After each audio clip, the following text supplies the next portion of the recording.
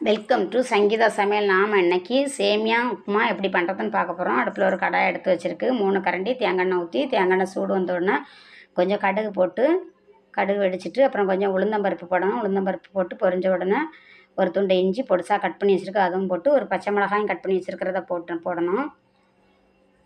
அப்புறமா ஒரு பெரிய வெங்காயம் கட் பண்ணி வச்சுருக்கு, அதையும் போட்டு நல்லா கிண்டி கொடுக்கணும். அப்புறம் கொஞ்சம் கருவேப்பிலை போடணும். அப்புறம் ஒரு தேங்காயிலேருந்து தண்ணி எடுத்து வச்சுருக்கு, அந்த தண்ணியை அதுக்கு கூட ஊற்றி அதையும் கொஞ்சம் கிண்டி கொடுக்கணும். அப்புறமா 2 டம்ளர் தண்ணி ஊற்றணும். கொஞ்சமாக உப்பு போடணும்.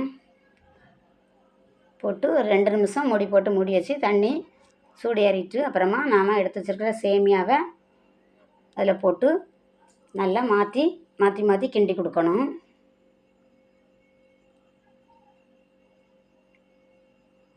அந்த தேங்காய் தண்ணி ஊற்றுறது வந்து டேஸ்ட்டு கிடைக்கிறதுக்காக. அப்புறம் ஒரு 5 நிமிஷம் மூடி போட்டு வேக விடுவோம்.